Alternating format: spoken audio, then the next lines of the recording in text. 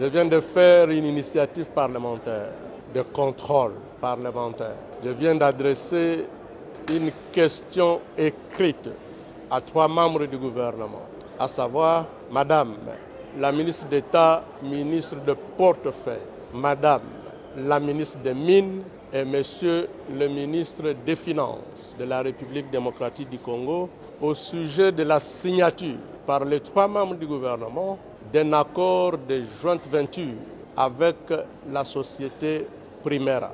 La société Primera est une société de droit des Émirats arabes unis. Au terme de cet accord, il est indiqué que la société Primera et la République démocratique du Congo créent ensemble des sociétés Primera RDC. 2 sociétés Primera RDC.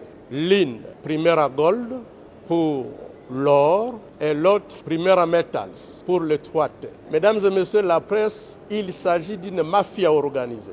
Pourquoi? Chaque société Primera n'apporte que $20 000. Je dis bien $20 000. Primera Gold, $20 000. Primera Metals, $20 000. Et dans les $20 000, la RDC apporte 9 000 et la société Primera n'apporte que 11 000. Mais à cause des 11 000 $, les 3 membres du gouvernement accordent un monopole pendant 25 ans pour l'or, pour le coltan, pour la cassiterie, pour le cobalt, bref, 3T pendant 25 ans pour toutes les provinces du Nord Kivu, du Sud Kivu et du Maniema. Mesdames et messieurs, c'est inadmissible.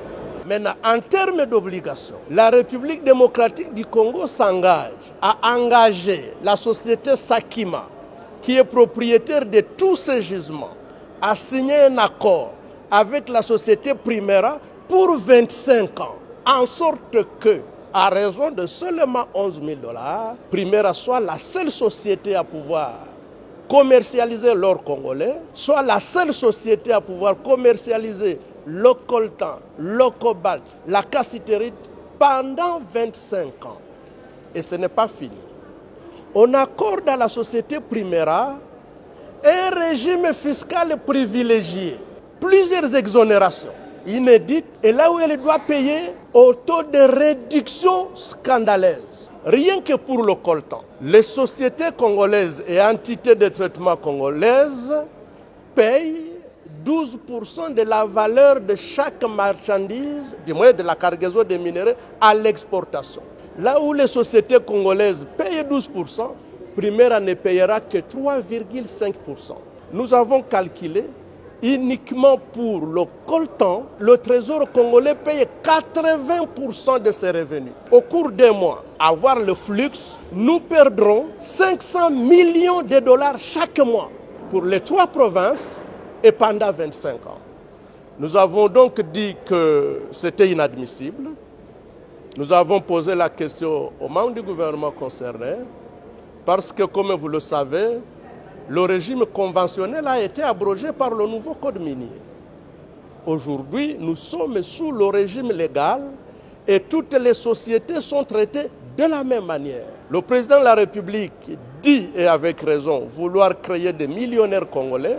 Ce n'est pas en accordant un monopole immérité à une société étrangère que nous allons créer des millionnaires congolais.